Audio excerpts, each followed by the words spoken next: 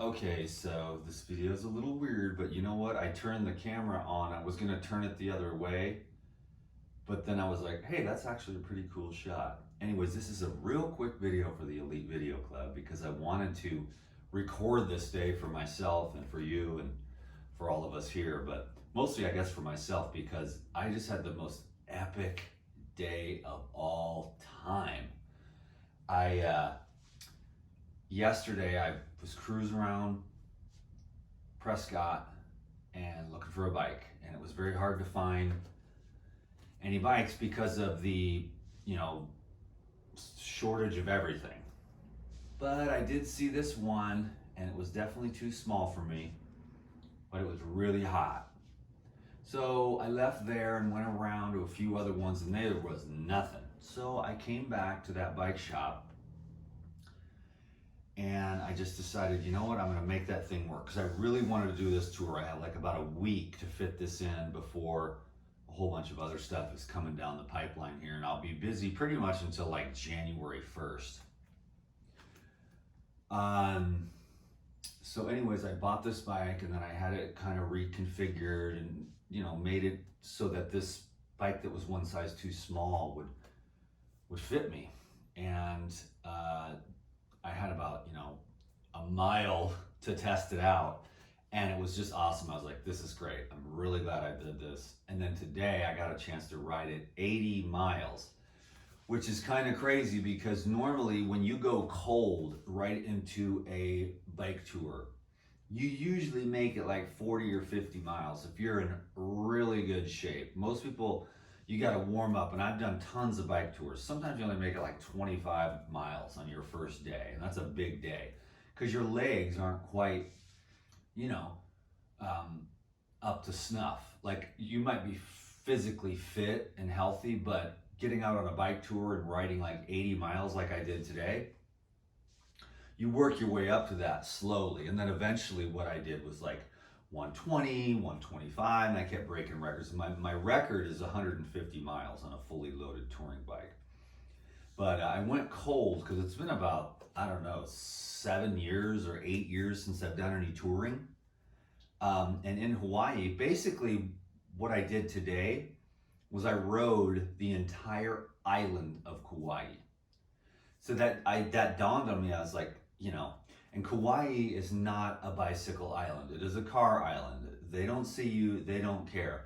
Today I had about 99.5% respect out on the road. So the people here are conscious. They really go around me. I got this nice little flashing red light that kind of blinks to the left. So it's like, go around me, please. So it goes deet, deet, deet, deet, deet, deet, deet, deet, deet, with a red flasher, and I had that on all day long.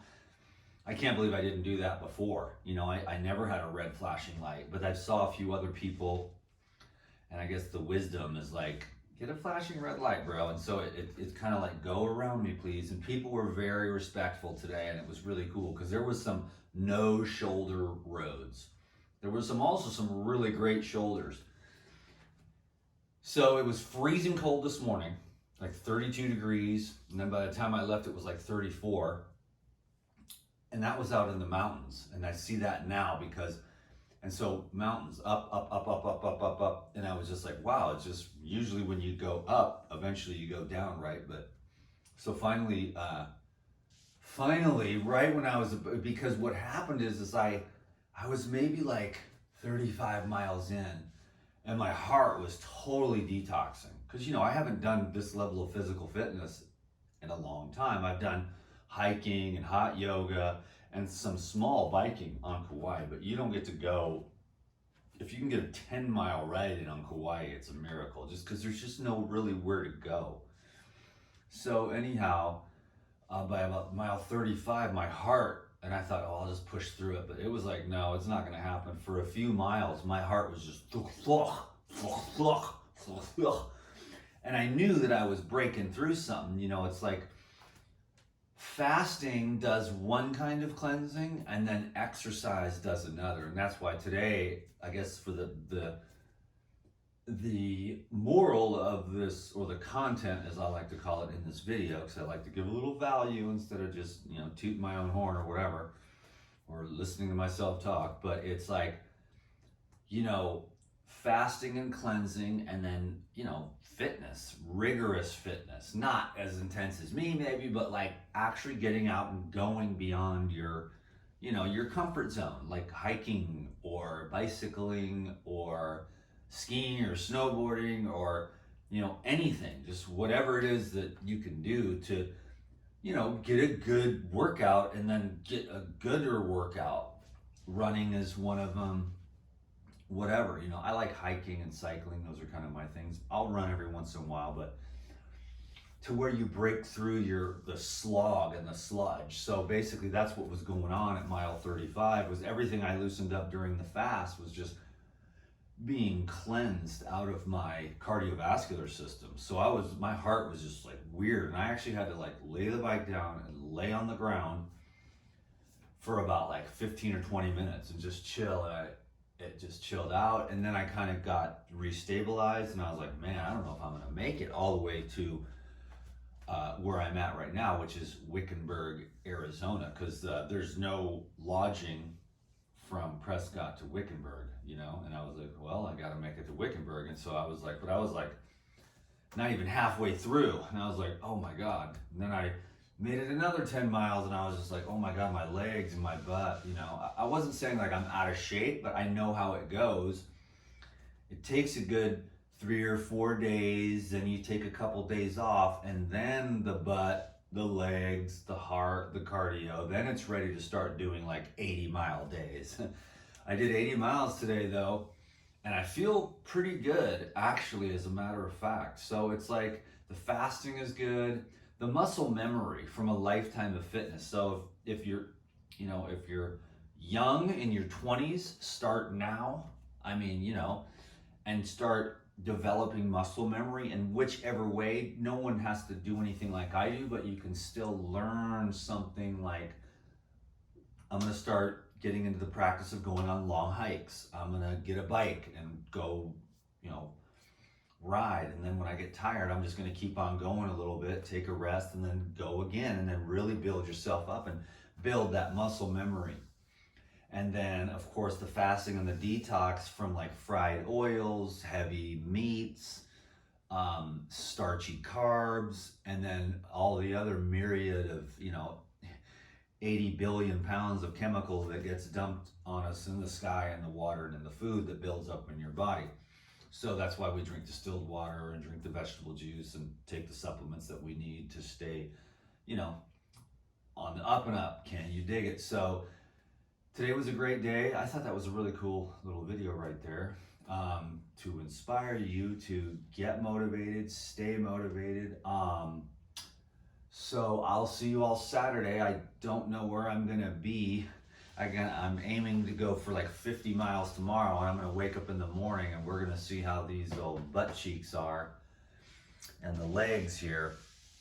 But the bike is absolutely epic. I mean, I had such a fun time today. I had a few moments of ecstasy, a lot of fresh air, decent drivers, great shoulder, and now it's about 8 o'clock and it's past my bedtime, because the earlier you get to bed, the more rejuvenation you get. I'm gonna get up early, do my morning sadhana, and then I'm gonna blast off.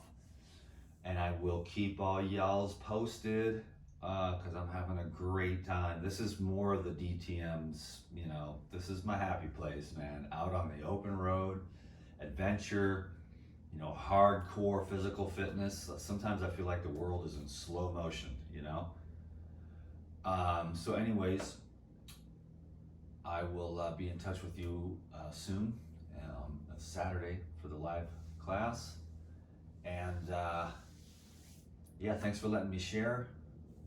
I'm really looking forward to going to sleep. Oh, by the way, I wanted to throw in one other last thing. You know, I'll do, because this is kind of cool, because even though I'm way out in the middle of nowhere and there's nothing, there's actually something.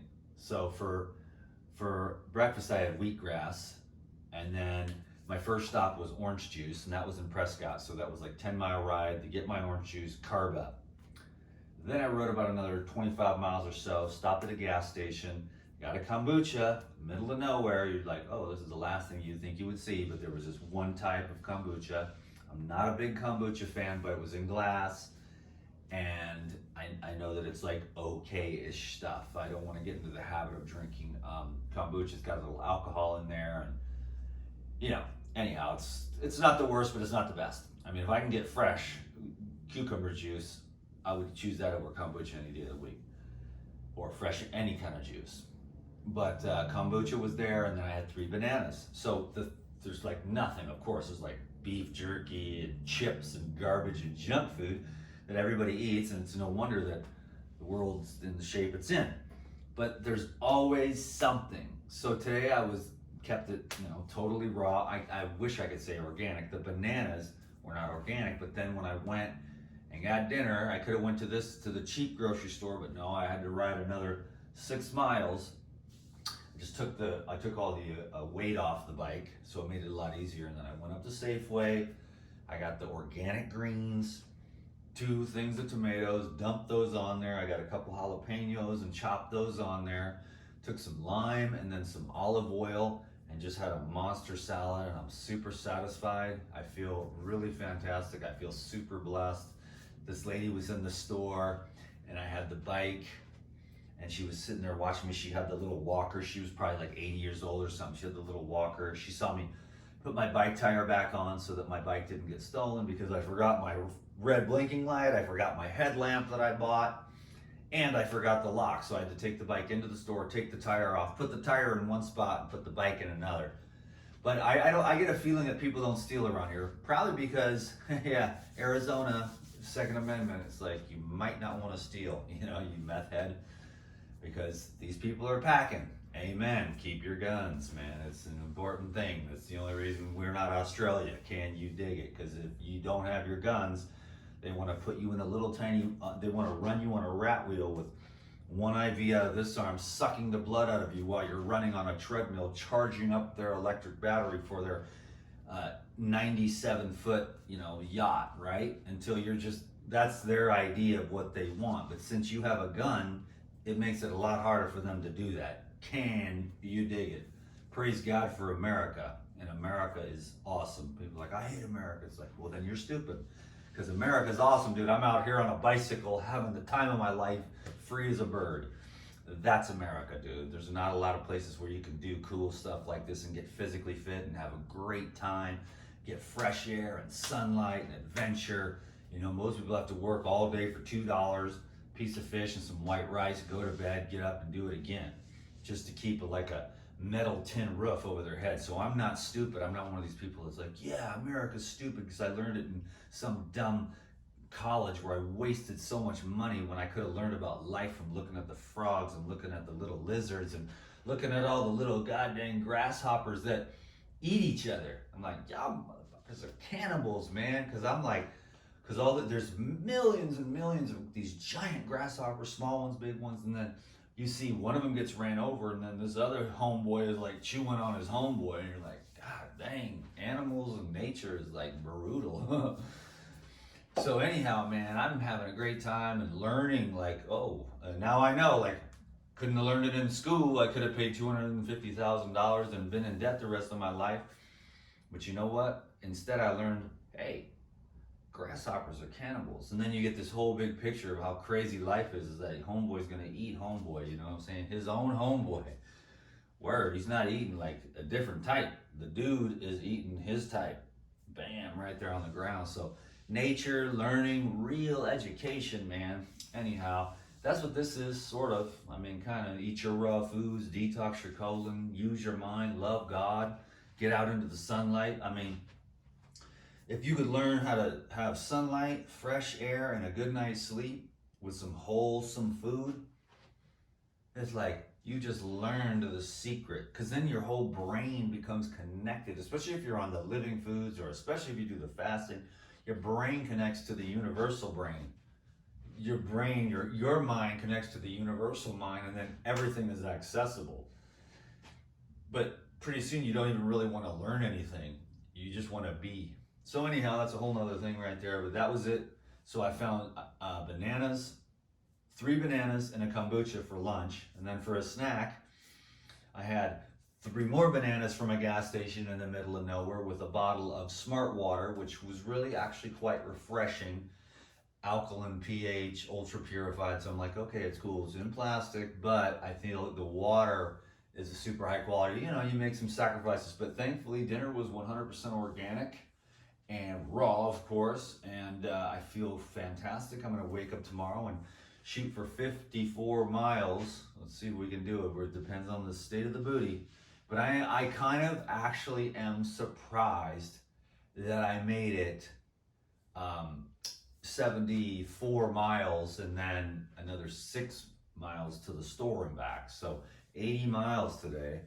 Cause like, I was just like, and I was like, oh man, maybe I need to, call somebody or something. But then I was like, well, and then I just kind of would walk a little bit, to rest everything. And then I just go again. And then finally what happened is that, it's uphill all day long. And then shoo, this whole big long downhill run.